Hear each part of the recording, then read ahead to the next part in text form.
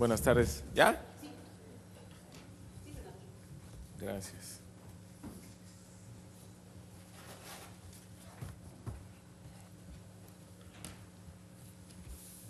Buenos días. Buenas tardes. Gracias por estar aquí. Queremos hablar sobre el tema del salario mínimo. Sabemos que ya próximamente, una vez que se instale la 64 legislatura, uno de los temas a abordar va a ser el del presupuesto de egresos del 2019, todo el paquete económico para el año que entra, que además de mantener la estabilidad económica, se busca que se tenga un mayor crecimiento a partir de la estrategia que ha establecido el presidente electo López Obrador, de una mayor inversión social, una mayor inversión en infraestructura, pero manteniendo los equilibrios macroeconómicos. Un tema que va a ser muy relevante para reactivar la economía de nuestro país es la del salario mínimo. Durante mucho tiempo se ha impulsado para que el salario deje de ser la estrategia o el ancla de la inflación. Ha habido aumentos en la productividad en el sector laboral mexicano sin que hayan sido compensados con un incremento en el salario. Y el resultado es que tenemos una enorme precarización del mercado laboral. Les voy a dar algunos datos. A pesar de que se generan empleos, pues son empleos muy mal pagados. Hay 24 millones de personas que ganan entre 1 y 2 salarios mínimos. De acuerdo al Instituto para el Desarrollo Industrial y el Crecimiento Económico, el 42% de las personas que tienen un ingreso laboral está por debajo de la línea de bienestar, es decir, la gente que está dentro del mercado laboral formal, los ingresos que tiene no le alcanzan para alcanzar la línea mínima de bienestar.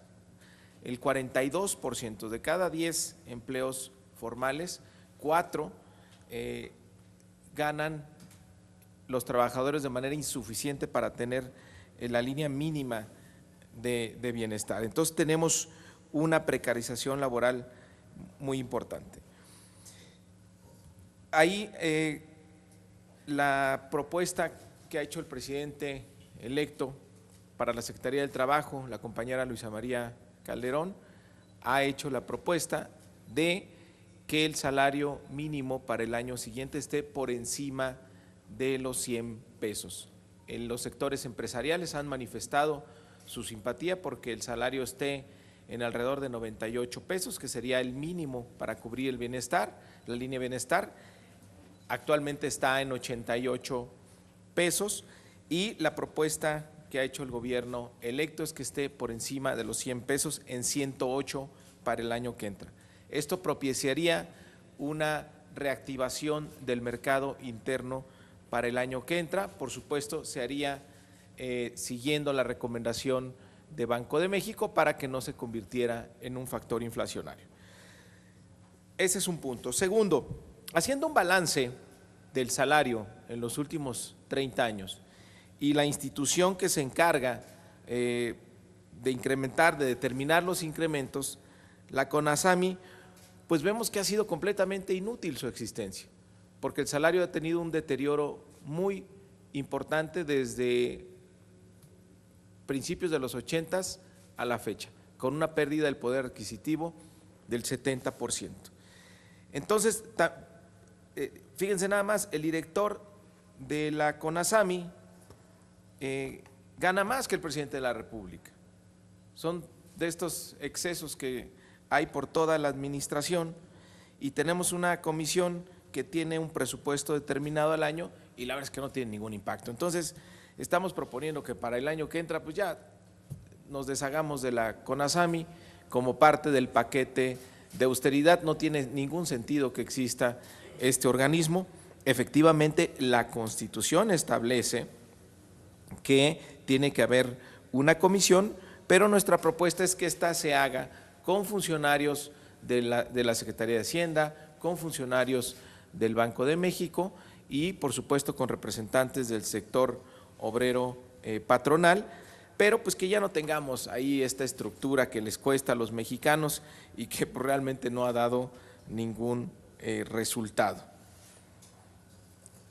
Y por último, hay que ir a fondo, ¿cómo evitamos que vuelva a pasar este deterioro del salario? Va a tener recuperaciones hasta que lleguemos a cumplir la canasta doble salario.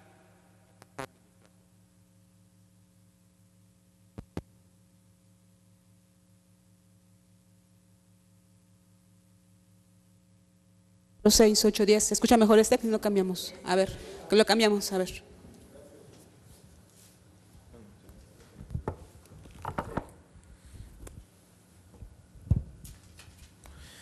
Bueno, para evitar que en el futuro se presenten también escenarios de deterioro del poder adquisitivo del salario, del deterioro del poder adquisitivo del salario, creemos que es necesario modificar el artículo 123 constitucional.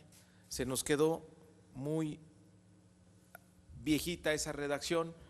Actualmente dice que los salarios mínimos generales deberán ser suficientes para satisfacer las necesidades normales de un jefe de familia en el orden material, social y cultural y para proveer a la educación obligatoria de los hijos. Los salarios mínimos profesionales se fijarán considerando, además, las condiciones de las distintas actividades económicas. Vamos a proponer en la Cámara de Diputados cambiar esa redacción. ¿Para qué? Que quede como sigue. Los salarios mínimos generales deberán ser suficientes para satisfacer las necesidades vitales de las personas, es decir, no las necesidades normales de un jefe de familia, sino las necesidades vitales de las personas en el orden material, social y cultural, y para que en el hogar se pueda proveer, es decir, en lugar de que hablemos ahora del hogar, que es como hace siempre las mediciones el INEGI, para que en el hogar se pueda proveer a la educación obligatoria de las niñas, niños y adolescentes. La vuelvo a leer. Los salarios mínimos generales deberán ser suficientes para satisfacer las necesidades vitales de las personas en el orden material, social y cultural y para que en el hogar se pueda proveer a la educación obligatoria de las niñas, niños y adolescentes. Los salarios mínimos profesionales se fijarán considerando además las condiciones de las distintas actividades económicas. En lugar de hablar de satisfacer necesidades normales, hablar de satisfacer necesidades vitales. En lugar de hablar de jefe de familia, hablar de personas. ¿A quién excluye la actual redacción de la protección del salario mínimo? A las jefas de familia, porque la Constitución habla de jefes de familia, a quienes no encabezan una familia o a quienes sin tener una familia sí forman parte de un hogar. El salario mínimo actualmente dice que puede proveer la educación obligatoria de los hijos y queremos que diga niñas, niños y adolescentes. Es decir, tendríamos una redacción más completa y además más actual para lo que está viviendo nuestro país. Esa es la propuesta que vamos a hacer. Son tres en resumen: que el salario para el año que entra esté por arriba de los 100 pesos, que llegue a los 108 pesos, desaparecer la CONASAMI como parte de las medidas de austeridad para el 2019 y que vayamos a una nueva redacción en el artículo 123 sobre la definición del salario. Estoy a sus órdenes. Sí, senador, le pregunta a Gabriel Capdevila del Fondo de México. Buenas tardes, senador.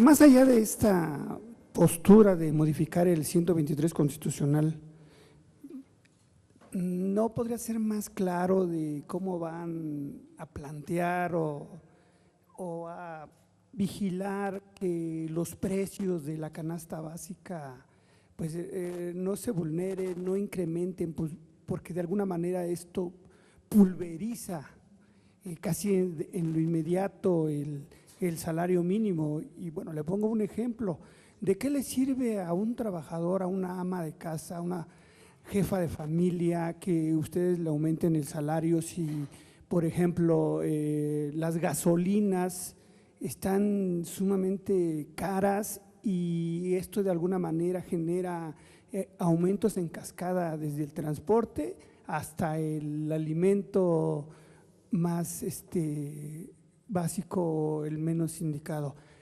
Por una parte esto, y por la otra, ¿qué van a hacer con organismos como la Profeco, senador, que nada más reacciona cuando ya los aumentos están en cascada y no es un organismo que realmente esté al pendiente o que tenga control de los mercados y los precios?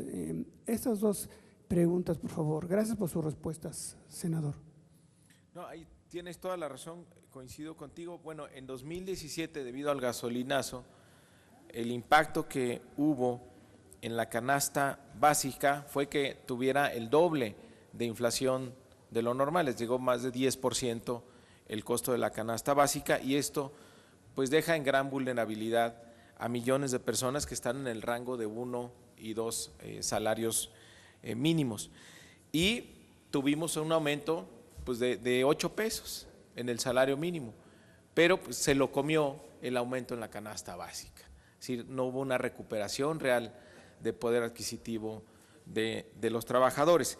Y bueno, ahí eso es un claro ejemplo de cómo el gasolinazo tuvo costos mucho más allá de los fiscales, tuvo costos en el bienestar de millones de familias. Por eso el aumento que se tiene que llevar a cabo del salario tiene que ser de manera paulatina, constante, de la mano del Banco de México para que no haya impactos inflacionarios, pero ya que deje de ser un pretexto sin mayor análisis, como un mito que no se toca, un argumento que no se cuestiona, que si se sube el salario por encima de la inflación, tiene efecto sobre los precios. Eso ya se demostró que no es así, es una de las grandes mentiras que teníamos en la economía mexicana y que ha tenido deprimido el salario de millones de trabajadores mexicanos. Y también cambiar el concepto de que empleos mal pagados pues es un factor de competitividad de la economía mexicana. Casi siempre se dice que el costo laboral en México es una de las grandes ventajas que tiene sobre el resto de las economías emergentes, y esto ya no puede ser así. Nuestras ventajas en el mercado global tienen que ser una mano de obra bien calificada y no andar ofreciendo salarios bajos para que vengan las inversiones del extranjero. Entonces ahí, por supuesto que tiene que combinarse que si se aumenta el salario, pues no, la canasta básica no ocurra como en 2017, que aumente mucho más y se diluyan esos aumentos. Bueno, la Profeco tendrá esta tarea muy específica de evitar abusos, de controlar precios, pero mira, el problema, la Profeco puede aumentar su capacidad de supervisión, pero el problema está en las políticas públicas erróneas, estas que se hacen sin considerar el impacto que tienen la mayoría de la población, como fue el caso del gasolinazo. El presupuesto, por cierto, y el paquete económico de 2019, una de las características que tendrá es que no habrá gasolinazos. ¿Tiene sentido la existencia de este organismo? ¿La CONASAMI? No, la Profeco, no, esa yo creo que sí tiene sentido, hace una labor de vigilancia importante, a veces insuficiente, pero me parece que sí tiene sentido. Lo que no tiene sentido es la CONASAMI, que nos cuesta por lo menos 40 millones de pesos mensuales, y mira, el presidente electo ha dicho que va a ganar 108,000 pesos. Actualmente el director de la CONASAMI gana 173,000 pesos mensuales, de un organismo que pues tiene nulos resultados y cuya tarea pues podría organizarse entre funcionarios de Hacienda, del Banco de México y la representación obrera y patronal, sin que esto tuviera un costo adicional para los mexicanos. Rubén Cermeño, del Reporte Índigo. Senador, buenas tardes. Dos preguntas referentes a CONASAMI. ¿Cuál es el plan para la desaparición de la CONASAMI? ¿Qué es lo que van a llevar a cabo? Y ahorita comentó cuánto se va ahorrar, este monto, los 40 millones mensuales, es lo que gasta la CONASAMI. Esto ya es, ¿cómo se llama?, gastando los gastos operacionales entrantes. ¿Cuánto se va a ahorrar en total? Y Mancera el 15 de agosto mencionó que también busca la desaparición de la CONASAMI. ¿Va a haber alguna alianza con el PRD para este fin? Bueno, mi propuesta es que en el presupuesto de egresos para el 2019, que se va a discutir en la Cámara de Diputados, todos sabemos que va a venir un paquete de austeridad muy importante, de revisión pues, de todos estos organismos que no nada más cuestan y no generan ningún resultado. Mi propuesta es el día de hoy es que pues, desaparezcamos a la CONASAMI. Las funciones que actualmente hace, podría integrarse una comisión con funcionarios. No, es una propuesta que yo le voy a hacer al grupo parlamentario dentro del paquete para el 2019 en las medidas de austeridad. En la Constitución se establece que el salario mínimo debe ser fijado por una comisión nacional integrada por representantes de los trabajadores, empleadores y el gobierno. Digo, podríamos modificar la Constitución o simplemente podría hacerse esta comisión sin ninguna estructura que tuviera algún costo en específico, simplemente entre funcionarios de la Secretaría de Hacienda, funcionarios de Banco de México y representantes del sector patronal y del sector obrero. Y respecto a lo de Mancera, él también ya había mencionado. Ah, bueno, pues si coincidimos, qué bueno. Sí. Senador Delgado, muchas gracias. ¿Qué tan viable sería o que usted propusiera también quitar el IEPS a las gasolinas? ¿Tendría tal vez un efecto más inmediato en la recuperación de la economía de las familias mexicanas? Y algo que también se ha estado proponiendo en algunas campañas, que dicen que sí es posible. No, bueno, es posible quitar esos impuestos y otros, pero tienes que tomar la decisión en un balance de ingreso y gasto. Y una de las propuestas que ha hecho el presidente electo es que todos los programas adicionales que se van a establecer para el año que entra, como llevar al doble la pensión de adultos mayores, o el programa de jóvenes construyendo el futuro, o el programa de las becas para los jóvenes en educación media superior, pues tienen que venir de esfuerzos del lado del gasto, de generar ahorros, de mayor austeridad, de combate a la corrupción. Actualmente el IEPS pues representa por lo menos un punto del PIB y hay que recordar que ha sido una mentira esto de que el mercado de las gasolinas se mueve el precio libremente. La verdad es que hay un subsidio que trata de suavizar el incremento en el precio de las gasolinas y eso finalmente tiene un costo sobre el IEPS. Entonces, la propuesta del nuevo gobierno para estabilizar y reducir el costo de las gasolinas en el mediano plazo tiene que ver con cambiar el modelo que impulsó este gobierno.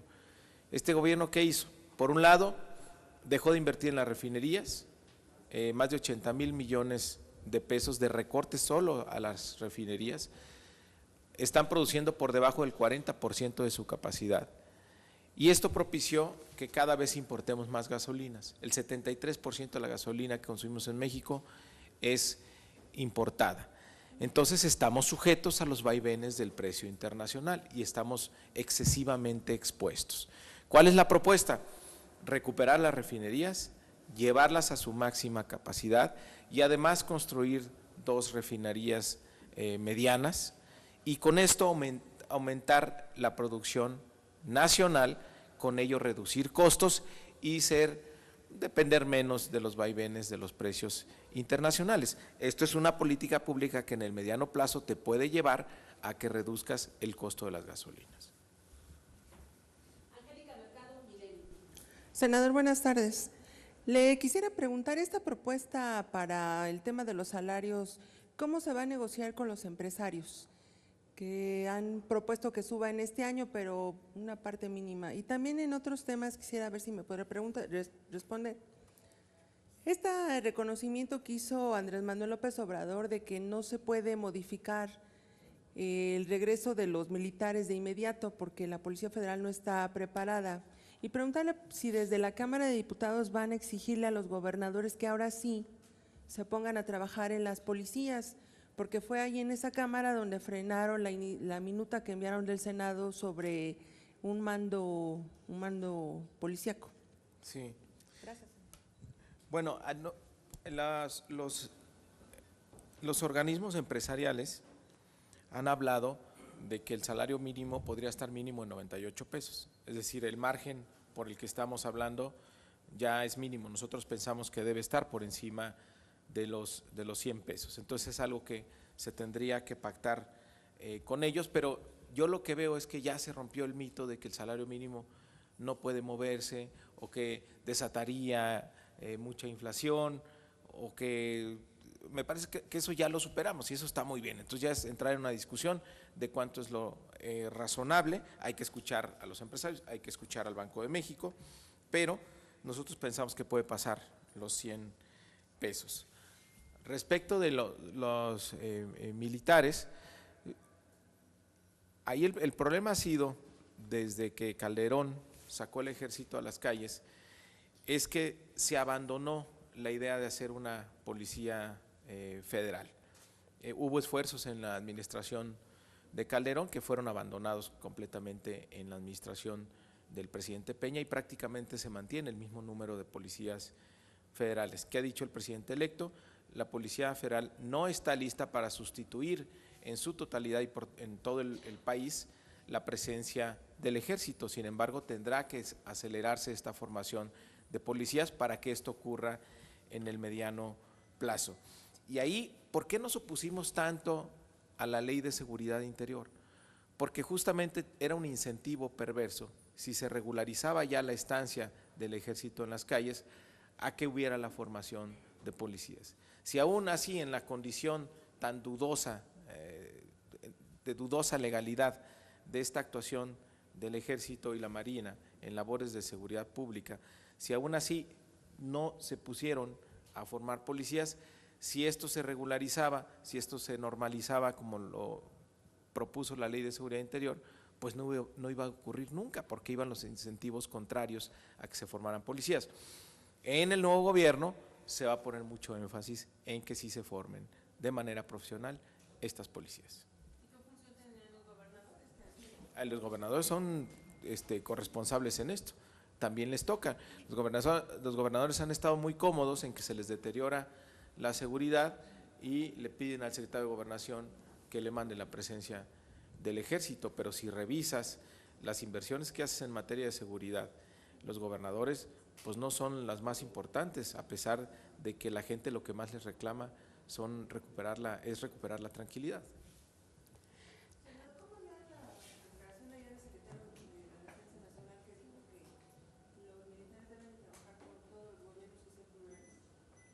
Me parece que es una institución muy sólida que simplemente refleja lo que ha sido nuestro ejército durante muchos años, un ejército institucional, leal a nuestro país.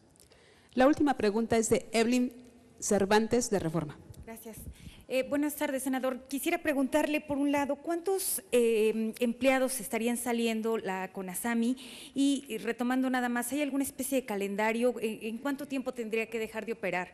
Por otro lado, desde su propuesta, ¿cada cuándo se tendría que estar revisando el tema del salario y qué hacer con el asunto de la contratación de los jóvenes por esquemas de outsourcing que de alguna manera pues tampoco les garantiza el ingreso mínimo en términos de salario?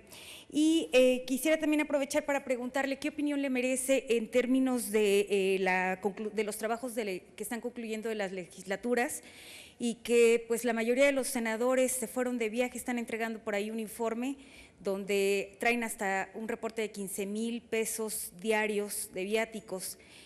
¿Cómo adoptar medidas para contrastar este tipo de gastos? Y nada más para cerrar, preguntarle ¿qué opinión le merecen esos comentarios respecto al tema de la sobrerepresentación que tendrá Morena en la próxima legislatura? Gracias. A ver si alcancé a cacharlas todas. Bueno, el tema de los jóvenes en outsourcing, los jóvenes son los peor pagados y esto es algo que tiene que terminarse. ¿Por qué? porque siempre se abusa de que el joven no tiene experiencia y se le contrata a salarios verdaderamente ridículos. Por eso la importancia del programa Jóvenes Construyendo el Futuro. Jóvenes Construyendo el Futuro está diseñado para romper ese círculo vicioso de que los jóvenes les pagan mal porque no tienen experiencia y luego no tienen experiencia porque nadie les da una oportunidad inicial. Jóvenes Construyendo el Futuro lo que va a hacer es acercar a los jóvenes a la empresa como practicantes, como aprendices, para que adquieran habilidades y conocimientos y eso les dé la posibilidad de integrarse más fácil al mercado laboral. Y por supuesto ahí empezaremos con esta protección de los salarios para que no estén tan mal pagados y para que no los contraten ahí con estas figuras extrañas que evaden impuestos y que pues vulneran el derecho de muchos trabajadores.